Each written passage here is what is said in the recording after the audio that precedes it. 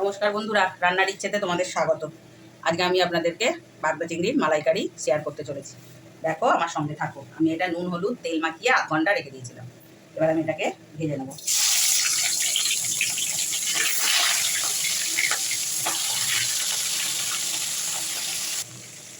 দেখো, মাছগুলো আমি এরকম করে ভেজেছি, আর যে কটা ছিল সেগুলোও ভেজে নিয়ে আসছি। তার সঙ্গে সঙ্গে আমি তোমাদের একটা পেস্ট দেখিয়ে দিচ্ছি।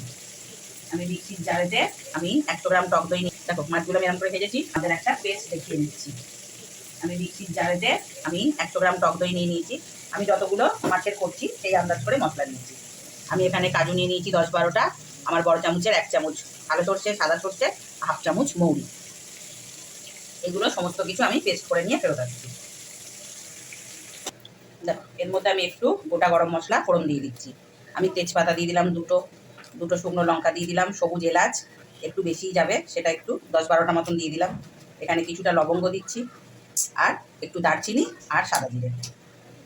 যেই ভাজা গন্ধটা বেরোবে, এখানে বড় সাইজের 3টে পেঁয়াজ পেস্ট করে রেখেছি, সেটা আমি দিয়ে দিলাম। পেঁয়াজটা একটু ভাজা ভাজা হোক, আমি ফেরত আসছি। বড় চামচের 1.5 চামচ আদা, 1.5 চামচ রসুন এখানে দিয়ে দিলাম।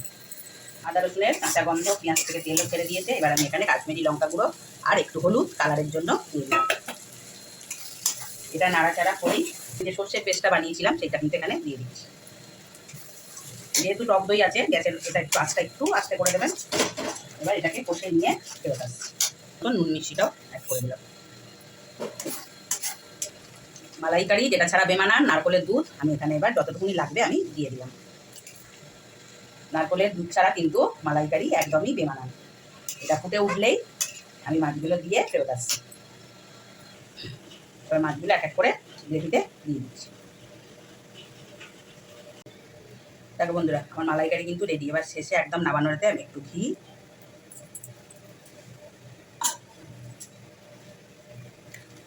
আর গরম মশলা দিয়ে এবার পরিবেশনে ফেরত আসছি। হালকা হাতে একটু নাড়িয়ে দেবেন। দেখুন কেরম ইয়াম্মি ইয়াম্মি একদম মালাইকারি রেডি। ওহ, দেখেই জিভে জল। আমার রেসিপিটা কেমন লাগলো বলবেন, পাশে থাকবেন। ভালো লাগলে লাইক কমেন্ট করবেন।